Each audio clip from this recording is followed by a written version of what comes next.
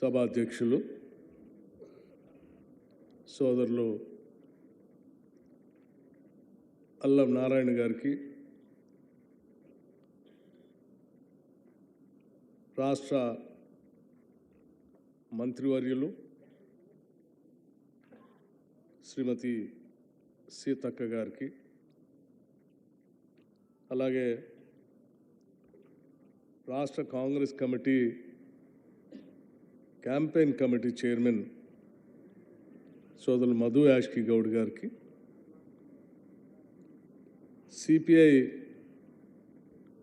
జాతీయ నాయకులు పెద్దలు నారాయణ గారికి, అలాగే శాసనసభ్యులు శంకర్ గారికి, అట్లాగే మరో శాసనసభ్యులు కోననేని సాంబశివరావు గారికి, సిపిఎం పార్టీ నాయకులు రంగారెడ్డి గారికి, సోదరులు బెల్లయ్య నాయక్ గారికి, అద్దంకి దయాకర్ గారికి, రంగారెడ్డి జిల్లా మాజీ జిల్లా పరిషత్ చైర్మన్గా పనిచేసినటువంటి శ్రీమతి సునీత మహేందర్ రెడ్డి గారికి, మనందరి ముందు గద్దర్ గారి గురించి వారి గాత్రంచే గొప్పగా వినిపించినటువంటి విమలక్క గారికి, మాట్లాడి వెళ్ళినటువంటి శాసనసభ్యులు సోదరులు వివేక్ గారికి, అట్లాగే తమిళనాడు రాష్ట్రం నుంచి ప్రత్యేకంగా ఈ కార్యక్రమానికి ఇక్కడికి వచ్చేసినటువంటి లోక్సభ సభ్యులు విముక్త చిరుతల కచ్చి పార్టీ అంటే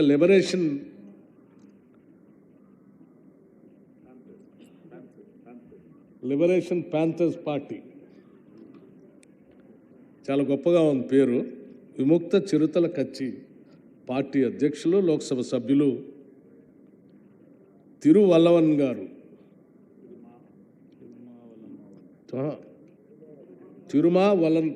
వల్లవన్ గారు, అట్లాగే సరే ప్రముఖ సినీ నిర్మాత బండ్ల గణేష్ గారు, ఇంకా అనేక మంది గద్దరన్న అభిమానులు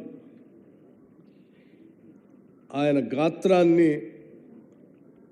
వీరి స్వరాల ద్వారా గుండెల నుంచి తీసి మనందరికీ వినిపించినటువంటి అనేక మంది కళాకారులు, వారందరికీ సరే ఈ ఫౌండేషన్ చైర్పర్సన్ ముఖ్యంగా ప్రొఫెసర్ శాంతా సిన్హా గారికి, అట్లాగే వెనక ఉండి ఈ ఫౌండేషన్ని ముందుకు నడిపిస్తున్నటువంటి అనేక మంది మేధావులకి, సలహాదారులకి, వేదిక మీద ఉన్నటువంటి ఇతర గద్దరన్న అభిమానులందరికీ, ఇక పేరు పేరున చాలామంది ఉన్నారు, వారందరికీ మధ్యాహ్నం 2 గంటల నుంచి ఇప్పటి వరకు కూడా ఈ కార్యక్రమంలో పాలు పంచుకుంటూ గద్దరన్న గారి మీద ఉన్నటువంటి ప్రేమ, ఆయన భావజాలం మీద ఉన్నటువంటి నమ్మకం, మీరంతా ఇంతసేపు ఇక్కడ కూర్చొని ఉన్నారు. మీ అందరికీ, పాత్రికేయ మిత్రులకి, ముఖ్యంగా నల్లమల నుంచి ఇక్కడికి విచ్చేసినటువంటి కళాకారులకి అందరికి కూడా నా హృదయపూర్వకమైనటువంటి నమస్కారాలు. సరే గద్దరన్న కుటుంబ సభ్యులందరికీ, తల్లికి, అట్లాగే సోదరికి, సోదరుడికి, వెన్నెల సూర్యం గారులకి, మీ అందరికి కూడా రాష్ట్ర ప్రభుత్వం నుంచి ప్రత్యేకంగా ఈ కార్యక్రమంలో పాలు పంచుకోవాలని, గద్దరన్న ఆలోచన విధానాన్ని ఈ ప్రభుత్వం అమలు చేస్తుందని స్పష్టంగా చెప్పటం కోసమే ఈరోజు ఇక్కడికి రావటం జరిగింది.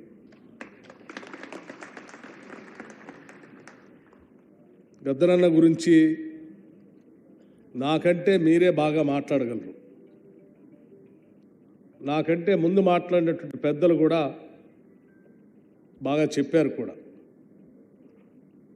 కొన్ని విషయాలు మాత్రం వ్యక్తిగతంగా అటు ప్రభుత్వ పరంగా నాకు కొన్ని ప్రత్యేకమైనటువంటి అనుభవాలు, అవకాశాలు కూడా వచ్చే వారితో ఆలోచనలు పంచుకునే క్రమంలో గతంలో ఇందాక మన సోదరుడు అద్దంకి దయాకర్ గారు చెప్పినట్టు ఆనాడు ఉమ్మడి రాష్ట్రంలో నేను ఉపసభాపతిగా ఉన్నప్పుడు ప్రభుత్వానికి, ప్రజాస్వామ్యానికి ప్రతీకగా ఉన్నటువంటి చట్టసభల్లోకి రావటానికి వెనక ముందు అవుతున్నటువంటి రోజులు అవి. అటువంటి రోజుల్లో వారి ఆలోచనని ఈ దేశానికి, ఈ దేశంలో ఎదుర్కొంటున్నటువంటి ప్రజల యొక్క సకల సమస్యలకి తను దశాబ్దాల పాటు ఆ సమస్యల పరిష్కారం కోసం చేసిన పోరాటానికి అన్నిటికీ పరిష్కార మార్గం భారత రాజ్యాంగం అని నమ్మి వారు చట్టసభల్లోకి నన్ను కలవటానికి వచ్చారు.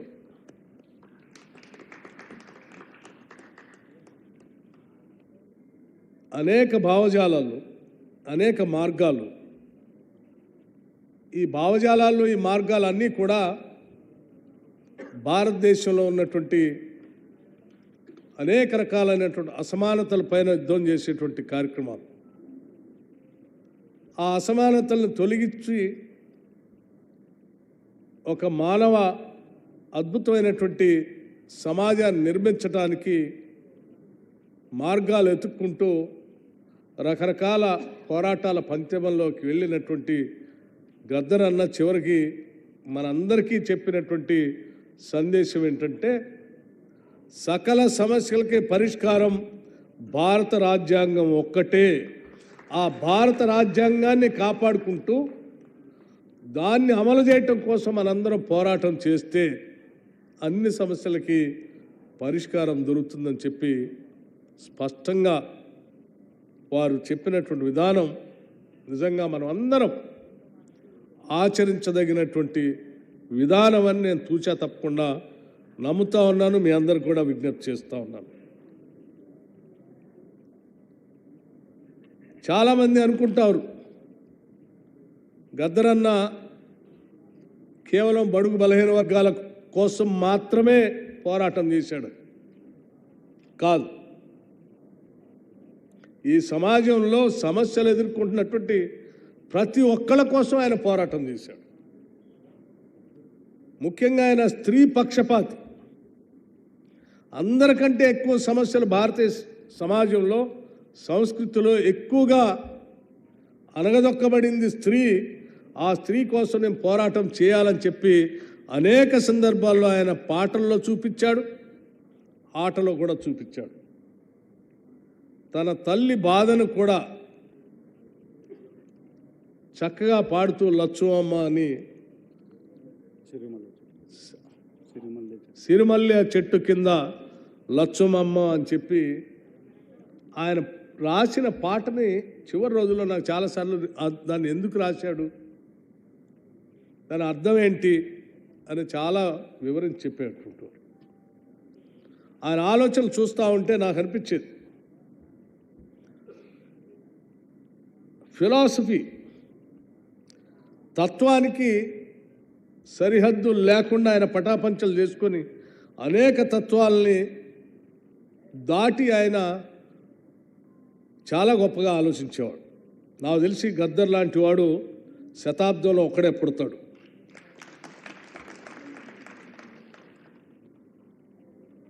ఆయన మావోయిస్టు భావజాలాన్ని నమ్మేటువంటి వాళ్ళకు కూడా అత్యంత ప్రీతిపాత్రుడు. లేకపోతే రైటిస్ట్ పార్టీలను నమ్మేటువంటి వాళ్ళకు కూడా ఆయన ఇష్టడే. రైటిస్టు, లెఫ్టిస్టు, సెంట్రిస్ట్గా ఉన్నటువంటి పార్టీలకు కూడా ఆయన ఇష్టడే. మరి అందరినీ అంత అమితంగా అభిమానించేటట్టు చేసుకున్న గద్దరన్న ఆలోచన, భావజాలం నిజంగా ప్రపంచ దేశాల్లో ఉన్నటువంటి అనేక తత్వాల కంటే కూడా గొప్పగా ఉన్నదని చెప్పడానికి ఇంతకటి ఉదాహరణలు ఈ డయాస్ మీదనే మాట్లాడినటువంటి అనేక రాజకీయ పార్టీలకు సంబంధించినటువంటి వాళ్ళు చెప్పిన విధానం చూస్తే అర్థమవుతా ఉంది. అందుకే మిత్రుల మేము చాలా స్పష్టంగా చెప్పదలుచుకుని, ఈ రాష్ట్ర విభజన జరిగి ఏర్పడే నాటికి ఏర్పడటం కోసం జరిగినటువంటి పోరాటాల్లో కూడా ముందుగా పాదయాత్ర చేసి అటు ఖమ్మం నుంచి బొగ్గుబాయి, ఆ చివరిన ఉన్నటువంటి బొగ్గుబాయి నుంచి మొదలుపెట్టి ఆదిలాబాద్ బొగ్గుబాయి వరకు నడిచి తెలంగాణ కావాలి అని చెప్పి గొంతెత్తి పాట పాడుతూ నడిచింది గద్దరన్ననే.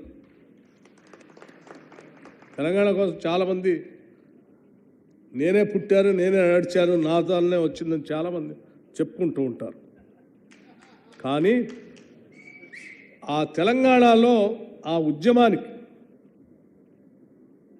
ఊపిరి పోసి ప్రాణం నిలబెట్టి సమాజం మొత్తాన్ని కదిలిచ్చింది ఆయన పాదయాత్ర, ఆయన పాటే. ఆయన పాటనే పొడుస్తున్న పొద్దు మీద అనేటువంటి ఆ పాట ఒక్కటే మొత్తం యావత్ తెలంగాణ సమాజాన్ని కదిలిచ్చింది, ఆలోచింపజేసింది. అటువంటి మహానుభావుడు ఈరోజు మనందరం, ప్రత్యేకంగా నేనైతే చాలా బాధపడేది ఏంటంటే, తెలంగాణ వచ్చిన తర్వాత ఏ తెలంగాణ కోసం అయితే ఆయన ఎంత గొప్పగా పోరాటం చేశాడో, ఆ పోరాటం చేసినటువంటి వ్యక్తికి సరైనటువంటి గౌరవం, సరైనటువంటి స్థానం దక్కలేదనేటువంటి బాధ మా అందరిని వెంటాడింది. దురదృష్టం, మా ప్రభుత్వం వచ్చిన తర్వాత ఆయన్ని దగ్గరగా ఉంచుకొని, గౌరవించుకొని, ఆదరించుకుందనేటువంటి సమయంలో ఆయన మనందరి నుంచి దూరం అయిపోయాడు.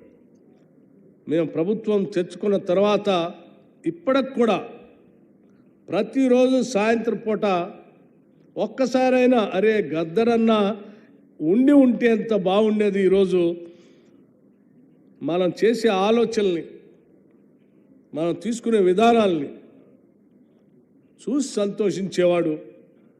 లేకపోతే ఇట్లా కాదు, ఇట్లా చేయండి అని చెప్పి మనల్ని నడిపించేవాడు. అటువంటి గద్దరన్న ఈరోజు లేకుండా పోయాడనేటువంటి బాధ మమ్మల్ని ఎప్పుడు వెంటాడుతూనే ఉంది. అందుకే గద్దరన్న మరణించిన రోజు అందరికంటే ముందుగా స్పందించింది ఈరోజు ఈ రాష్ట్ర ముఖ్యమంత్రిగా ఉన్నటువంటి రేవంత్ రెడ్డి గారు. వెంటనే హాస్పిటల్కి వెళ్ళి కావలసినటువంటి కార్యక్రమాలన్నీ దగ్గరుండి చేసి, ఆ తర్వాత ప్రభుత్వాన్ని ఏర్పాటు చేసిన తర్వాత కూడా ఎవరు ఊహించలే. ఆ రోజు ఇక్కడ కార్యక్రమం పెట్టినప్పుడు నేను, రేవంత్ రెడ్డి గారు ముఖ్యమంత్రిగా, వారు ఉప ముఖ్యమంత్రిగా, నేను, మా మంత్రి మండలి సహచర అందరూ, సీతక్క గారు కానీ లేకపోతే ఇతర మంత్రులు కానీ అందరం ఆలోచన చేసాం ఒక్కటే, తప్పనిసరిగా ఆ కార్యక్రమానికి వెళ్ళాలి. ఆ కార్యక్రమంలో చాలా స్పష్టత కూడా ఇవ్వాలి. గద్దరన్న గారి ఆలోచనల్ని పెద్ద ఎత్తున తీసుకొని ముందుకు పోతుంది ఇందిరమ్మ రాజ్యం, ప్రజాప్రభుత్వం ఇదని చెప్పేటువంటి సంకేతాన్ని చాలా స్పష్టంగా ఇవ్వటమే కాదు, ఆచరించి చేసి చూపిద్దామని కూడా ఇక్కడికి వచ్చాం. రావటమే కాదు, ఇక్కడ వెంటనే అంటే ప్రతి సంవత్సరం కూడా ఆయన ఆలోచనల్ని, భావజాలాన్ని నిత్యం ప్రజల్లో ఉంచడం కోసం ప్రైవేట్ పరంగా ఒక ఫౌండేషన్ చేసేటువంటి కార్యక్రమమే కాదు, రాష్ట్ర ప్రభుత్వం నుంచి అధికారికంగా వారి జయంతిని, వర్ధంతిని చేస్తామని చెప్పి ఇక్కడ నుంచి ప్రకటించాం. కేవలం జయంతి వర్ధంతి ఉత్సవాల్ని ప్రకటించడం ఒకటే కాదు, సాంస్కృతిక రంగంలో అత్యున్నతగా భావించేటువంటి సినిమా రంగానికి ఇచ్చేటువంటి ప్రతిష్టాత్మకమైనటువంటి అవార్డులు, నంది అవార్డులు గత 10 సంవత్సరాలుగా రాష్ట్రం ఏర్పడిన తర్వాత తెలంగాణ ప్రభుత్వం పూర్తిగా వాటిని వదిలేసింది. కానీ తెలంగాణ అంటేనే గద్దరన్న, తెలంగాణ సంస్కృతి అంటేనే గద్దరన్న, తెలంగాణ కళలంటేనే గద్దరన్న.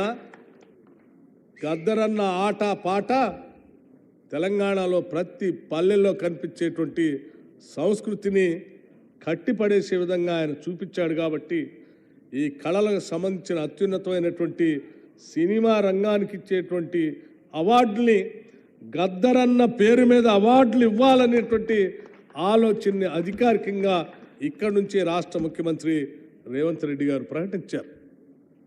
ఈ ప్రభుత్వం ప్రకటించింది.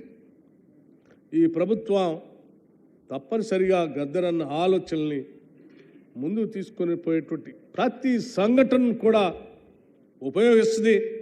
తద్వారా ఆయన సందేశాన్ని, ఆలోచనల్ని సమాజంలో పెద్ద ఎత్తున పంపిణీ చేయటం కోసం, ప్రచారం చేయటం కోసం ఉపయోగపడేటట్టు కార్యక్రమాలు తీసుకుంటుందని చెప్పి ఈ సందర్భంగా గద్దర్ ఫౌండేషన్ వారికి నేను చాలా స్పష్టంగా తెలియజేస్తా ఉన్నాను, మీకు కూడా చెప్తా ఉన్నాను. సోదరులారా, గద్దరన్న ఏదో కేవలం తెలంగాణకో భారతదేశానికో పరిమితమైనటువంటి వ్యక్తి కాదు. Is a global man. ఆయన ఆలోచన విశ్వమానవుడు. ఆయన ఆలోచనలన్నీ కూడా ప్రపంచాన్ని మొత్తంలో ఉన్నటువంటి సమాజానికి ఉపయోగపడేటువంటి అద్భుతమైనటువంటి ఆలోచన విధానం. అటువంటి గద్దర్ తెలంగాణ రాష్ట్రంలో పుట్టడం మనందరి అదృష్టం, గర్వకారణం కూడా. అటువంటి గద్దరన్న ఆలోచనల్ని ముందు తీసుకున్నటువంటి కార్యక్రమంలో భాగంగా గద్దర్ ఫౌండేషన్ వారు తీసుకున్నటువంటి ప్రతి కార్యక్రమానికి ఈ రాష్ట్ర ప్రభుత్వం నుంచి సంపూర్ణమైనటువంటి మద్దతు ఉంటుందని ఈ సందర్భంగా నేను మనవి చేస్తాను. వారు కొన్ని సూచనలు, కొన్ని ఆలోచనలు కూడా మాతో పంచుకున్నారు. గద్దర్ ఫౌండేషన్ ద్వారా మేము అనేక కార్యక్రమాలు చేస్తూ ఉన్నాం. సరే, గోసి గొంగడి 4 గజ్జలు తప్ప గద్దర్ అన్న దగ్గర ఆస్తులు ఏం లేవు. గద్దర్ అన్న జీవితం మొత్తం కూడా సమాజానికి అంకితం చేశాడు.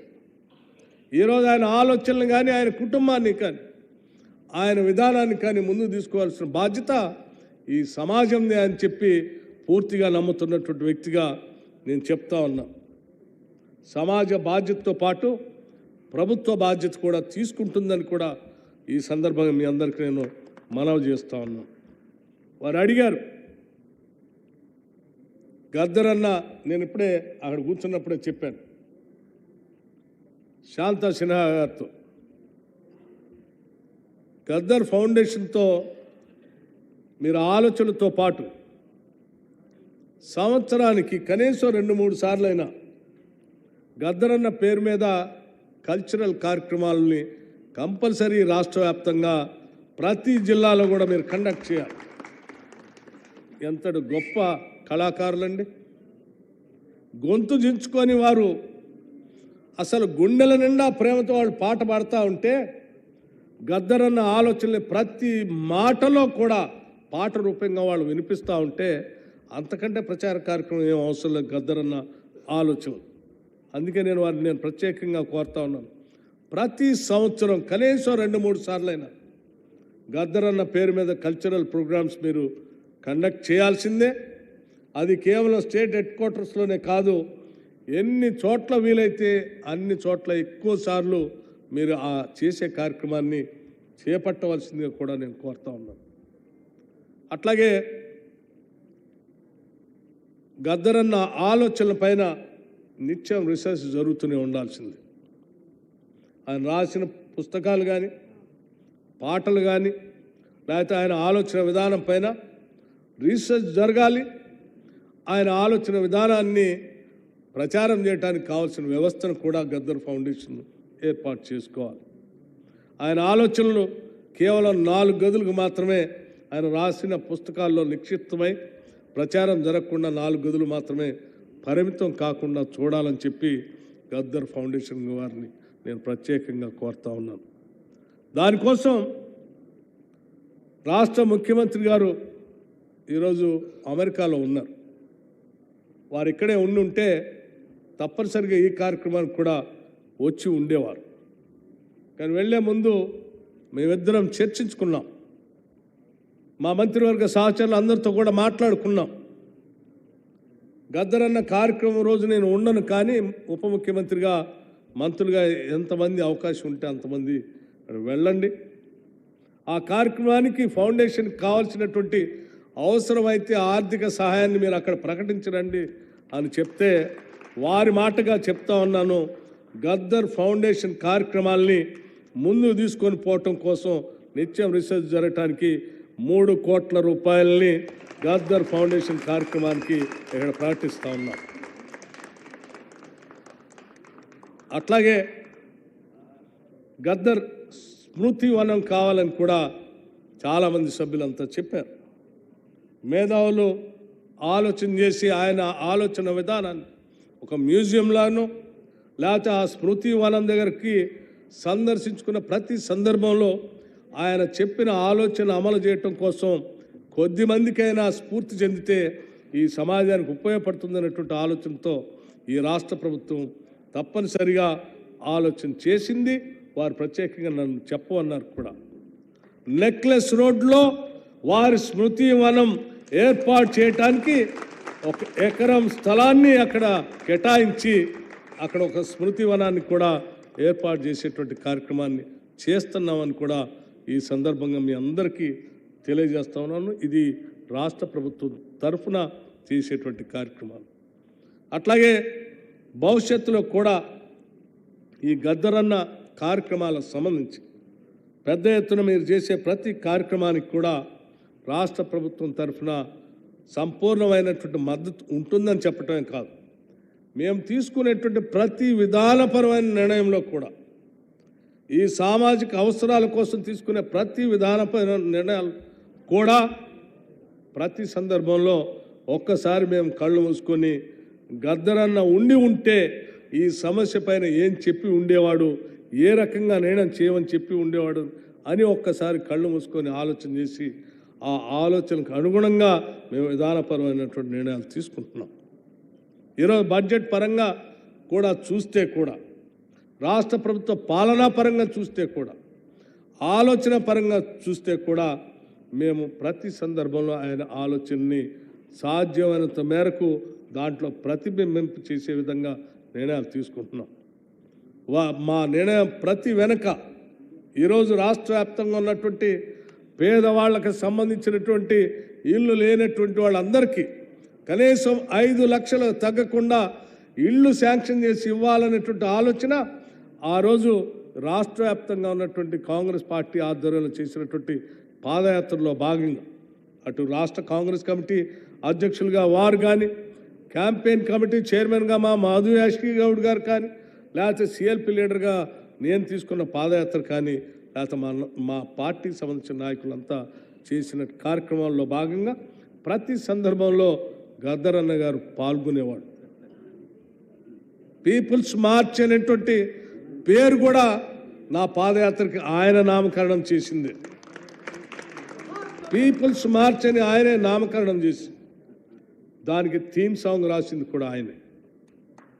అన్న, నీకు ఇది ఎండాకాలం, తీవ్రమైనటువంటి ఎండలు ఉన్నాయి, ఈ ఎండల్లో మేమే నడవలేకపోతా ఉన్నాం, నీకు ఒంట్లో బాగాలేదు, నువ్వు నడవబాకు అని అంటే, లేదమ్మా నా జీవితం మొత్తం ఈ అడవుల్లోనే నడిచాను, నేను నా జీవితం మొత్తం ఈ పేదవాళ్ళ కోసమే గడిపాను, అటువంటి పేదవాళ్ళందరినీ కూడా నా చివరి దశలో ఒకసారి నేను వాళ్ళందరినీ చూడాలి, చూడటమే కాదు ఈ పీపుల్స్ మార్చ్లో వారికి ఒక సందేశం కూడా ఇవ్వాలని చెప్పి ఆయన ఆదిలాబాద్ పిప్పిరిలో మొదలైన దగ్గర నుంచి ఖమ్మం వరకు ప్రతి సభలో ప్రతి కార్యక్రమంలో నడవటం, మాట్లాడటం, ఆడటం, పాడటం, ప్రజలను ఉత్తేజాలు చేయటం చాలా స్పష్టంగా మాకు ఇప్పటికి కూడా కళ్ళల్లో మెదులుతాం. అందుకే ఈ ప్రభుత్వం వచ్చిన తర్వాత గద్దరన్న లేనటువంటి లోటు మాకు చాలా స్పష్టంగా కనిపిస్తూ ఉంది. మిత్రులారా, గద్దరన్నని చాలామంది భౌతికంగా సరే, నేను కూడా లేడు అని చాలా సందర్భాల్లో అనుకుంటూ ఉన్నాను. కానీ అప్పుడప్పుడు అనిపిస్తుంది ఆయన ఆలోచన, ఆయన పాటలు, ఆయన పుస్తకాలు అన్ని చదువుతూ ఉంటే నిత్యం మన మధ్యలోనే ఉండి మనల్ని నడిపిస్తూ ఉన్నాడన్నట్టు భావం కూడా కలుగుతూ ఉంది. కాబట్టి ఆ గద్దరన్న నిత్యం మన మధ్యలోనే ఉండాలని, ఆయన ఆలోచనల్ని మనం అందరం ముందుకు తీసుకొని పోయే కార్యక్రమంలో పాలు పంచుకుందామని, ఆయన చిట్ట చివరిలో చెప్పినటువంటి సకల సమస్యల పరిష్కారం భారత రాజ్యాంగాన్ని కాపాడుకోవటమే అని చెప్పినటువంటి సందేశాన్ని అందరం ప్రతి ఒక్కళ్ళం ఇంటింటికి తీసుకుని వెళ్ళి విజయవంతం చేద్దామని చెప్పి మీ అందరికీ నేను సవినయంగా మనవి చేస్తూ, ఇంత ఆలస్యమైనప్పటికి కూడా ఇంతసేపు ఇక్కడ కూర్చున్నందుకు మీ అందరికీ మరొక్కసారి నా హృదయపూర్వకమైనటువంటి ధన్యవాదాలు తెలియజేసుకుంటూ సెలవు తీసుకుంటున్నాను. జై హింద్, జోహార్ గద్దరన్న. Thank you.